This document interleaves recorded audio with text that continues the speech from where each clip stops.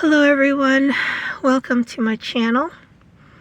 My name is Reggie and I make videos about my life as a late diagnosed autistic adult. So it's been a long time since I've made a video, and I'm sorry I've been away for so long, but I've had a lot going on. First of all, I've been dealing with a lot of trauma and burnout, and I also had a car accident 5 months ago, and that took a lot out of me.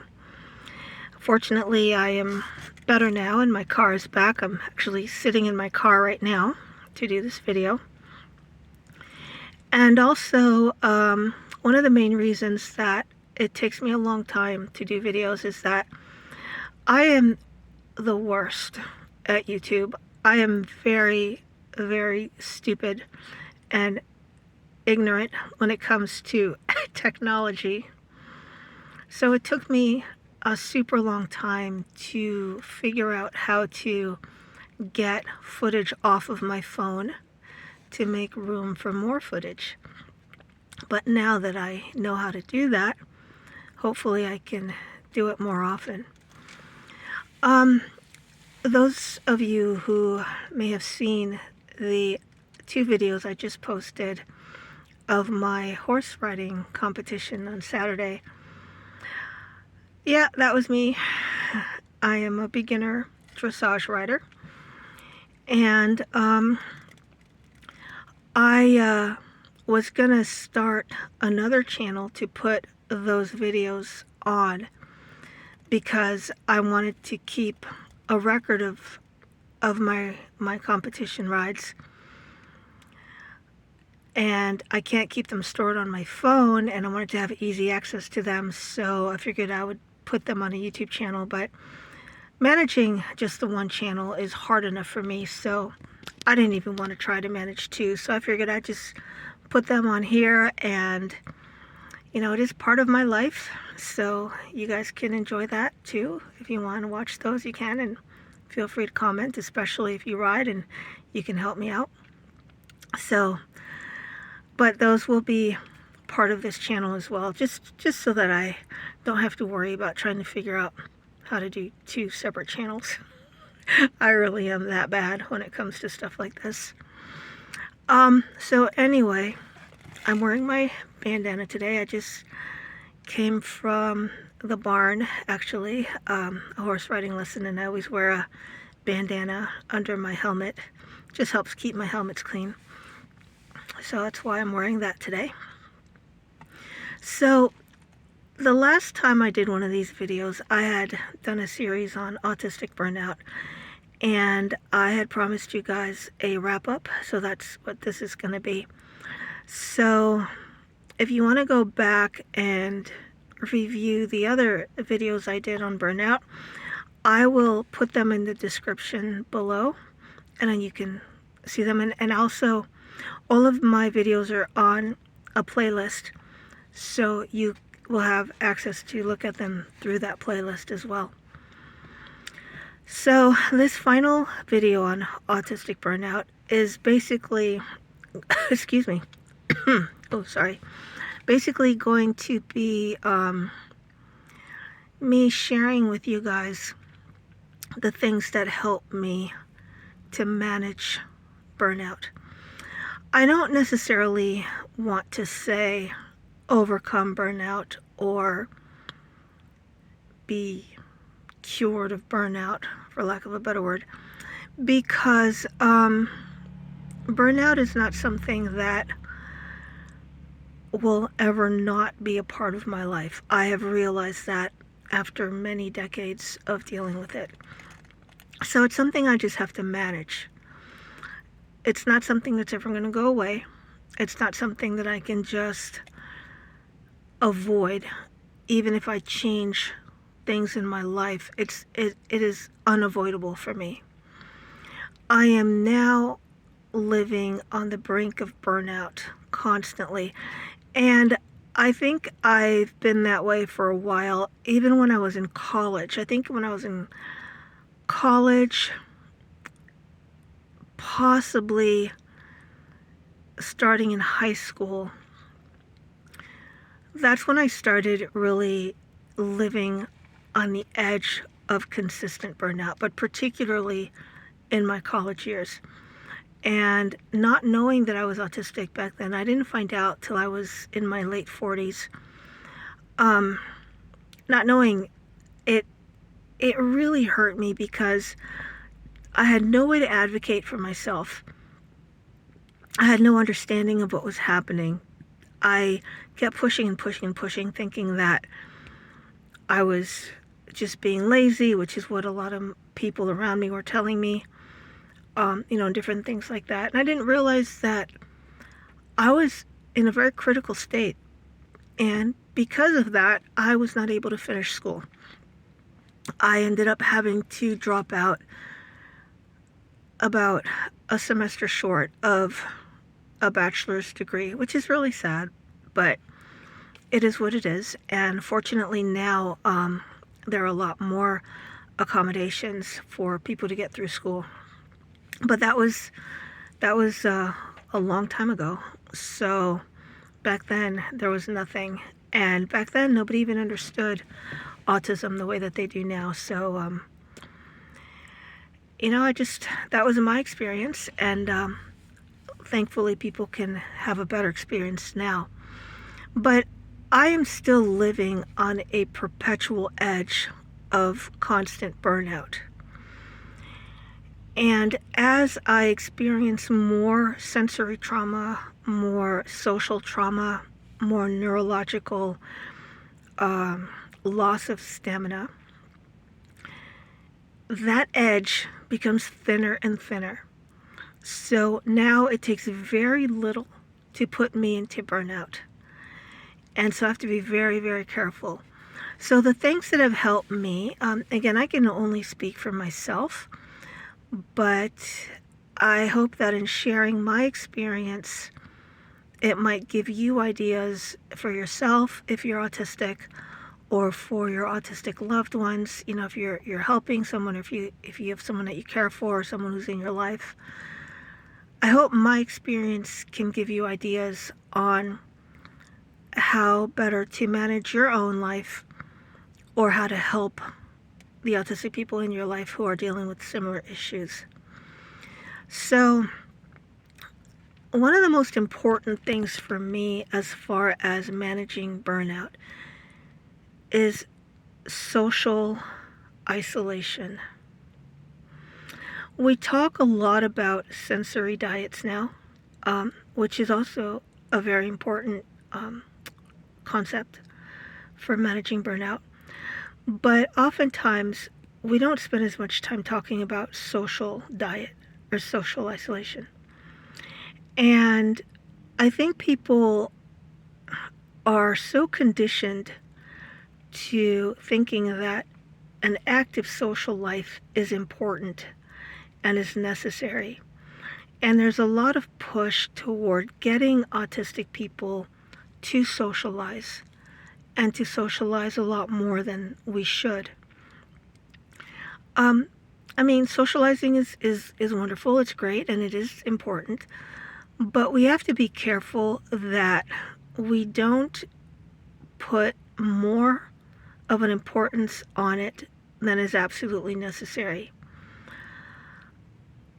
I think that is one of the biggest things that I have to do in order to manage my own ability to regulate or to stay on that edge without falling off of that burnout edge. I find that I've come to a point in my life where any conversation that I have at all has to be censored to my needs. When I say this, I don't mean to be a Karen or a diva or a prima donna. It's not like that at all. It's that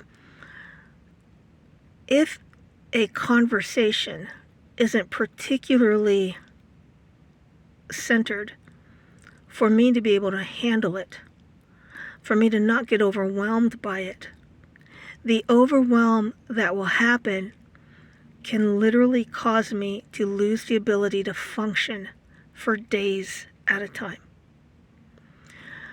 I had a situation a few weeks ago where I had to have several interactions, and of course, I can't become a hermit and go live on a mountaintop, which would be wonderful, and just completely isolate from the entire planet.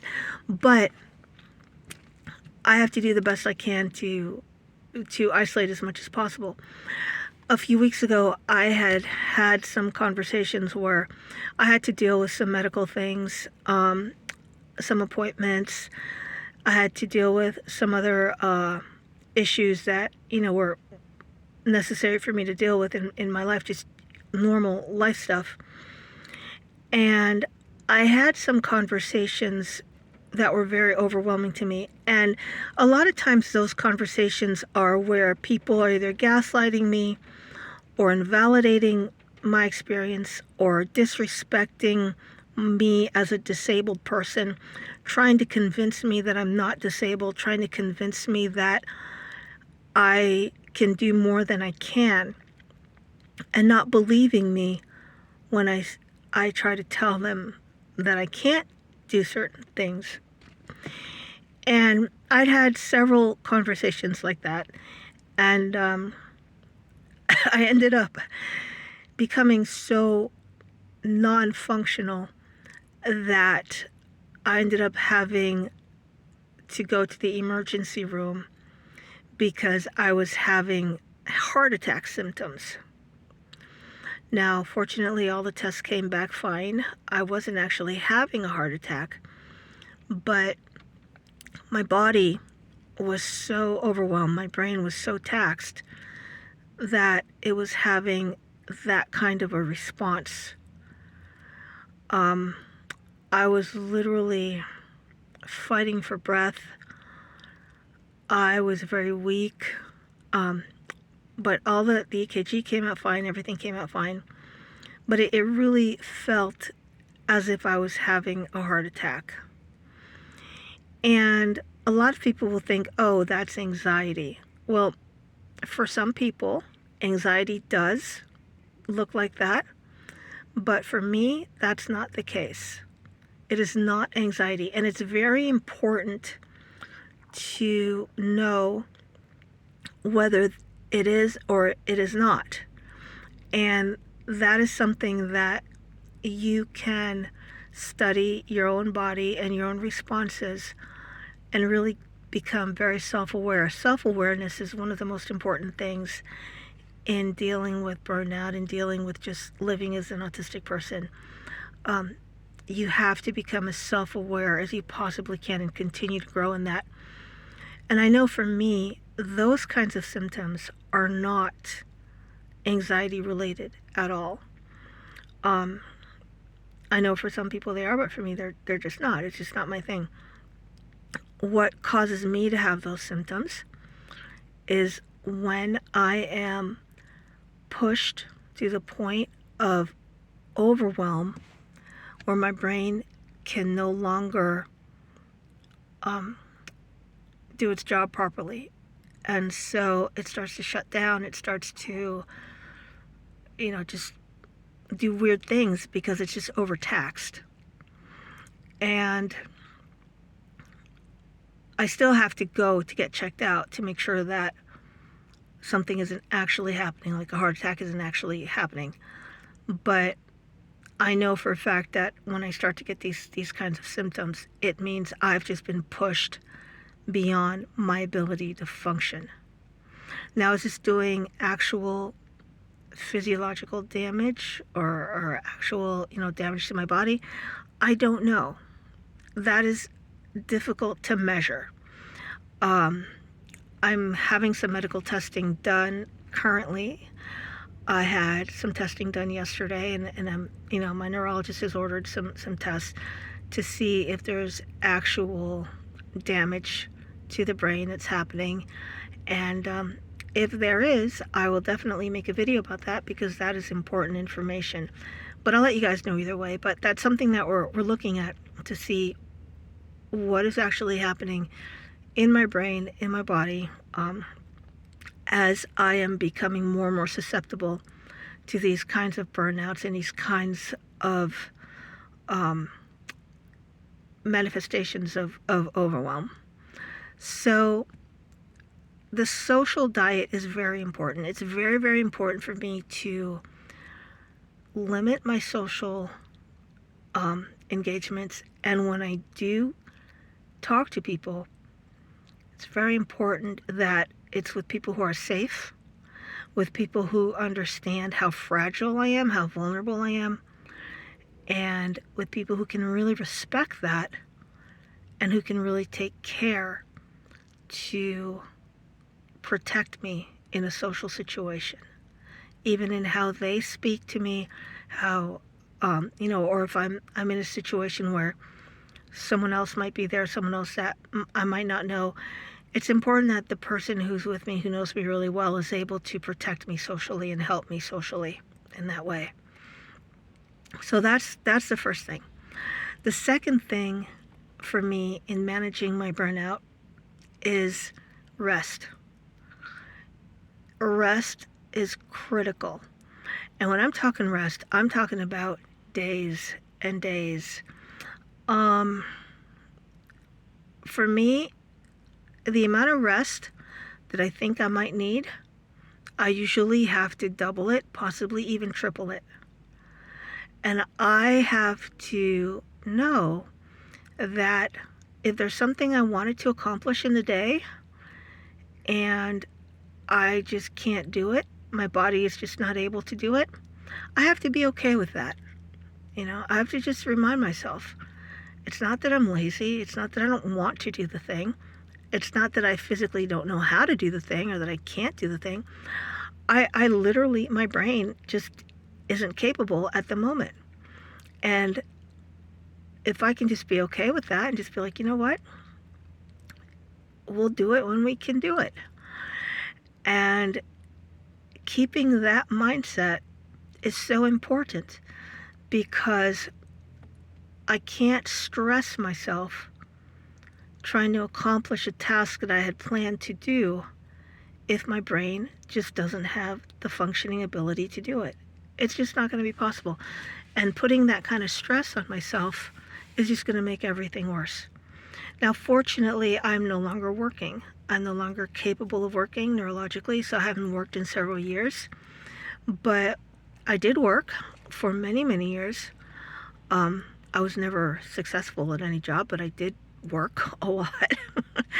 And I did go to school from preschool all the way to almost finishing a bachelor's degree in college. So I understand what it's like to have to manage at work, to have to manage at school.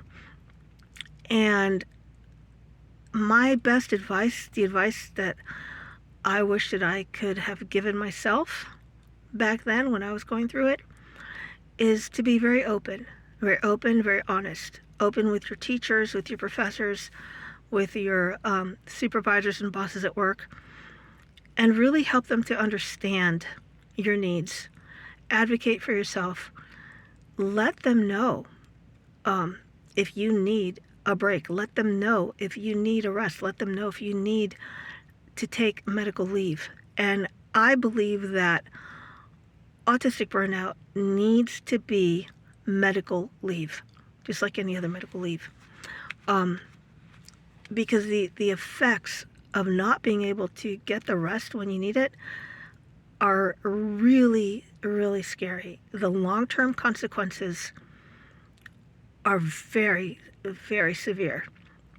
So I know a lot of people don't want to disclose their autism at work or at school, but I think that in some cases it's very important, because if you are able to disclose, you will have a much better chance of getting your needs met when you advocate. Don't be afraid to ask for whatever it is that you need, because you will be a better student and you will be a better employee if your needs are met. So that's really my two most important things that help me are the rest and the social isolation, and then of course the sensory regulating also. I it's funny because I tend to keep the lights off in my house a lot, so people will wonder, like, if I'm not home, even though my car is in a parking lot or whatever, they're like, why aren't your lights on? And I just prefer to have that sensory, very soft lighting if it's necessary. Just keeping the sensory stuff way, way low. I also have my own music that I stim to constantly. I listen to music almost all the time because it helps block out sounds from outside that I'm very sensitive to. And I have a playlist that I will love and stim to for months and months and months at a time. Right now, it's Kenny Loggins' children's albums, the Pooh Corner albums. I absolutely love those. And I will just listen to them literally 24/7. And I find that they're very soothing to me. They're very calming. And they really help me to just be able to rest better. So as far as burnout, definitely you have to know yourself. You have to be incredibly self-aware. Know the things that help you to relax. Know the things that help you to just be very calm in your spirit and in your body. Spend time in your special interest. When I'm in burnout, I tend to spend a lot of time researching, because researching is a special interest of mine. Researching autism, researching wellness, holistic wellness. Those are big special interests of mine. I will spend hours and hours and hours just laying on the couch researching. That is very calming for me. Also learning, languages, practicing my music, different things like that. Coloring. I love coloring. I love little children's stories and books and things like that. Just things that really are very calming. Whatever you find that soothes you, spend time doing that, because that's just going to help your brain to be able to reboot. And rest as much as you can. The other thing that I recommend, which I try to do, try to eat as healthy as possible. I struggle a lot with eating. Eating consistently is very difficult for me. And so when I do eat, I try to eat the healthiest foods I possibly can. I'm not always going to be able to, because sometimes I don't have enough energy to cook at home. Sometimes all I can do is grab whatever I can grab somewhere. But I do my very best to be as healthy as possible, because the healthier my body can be, the stronger my body can be, the better I can get through these critical periods of burnout. So I'm hoping that this will help you guys with some of your own issues. And definitely don't be afraid to share with people how you feel, what you're going through. Be very open, be very honest about it, because the only way people will respect you and help you is if they understand.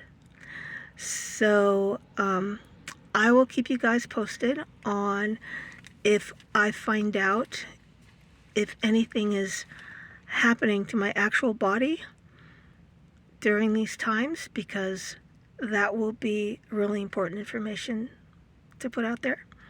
So thank you again for watching and supporting my channel.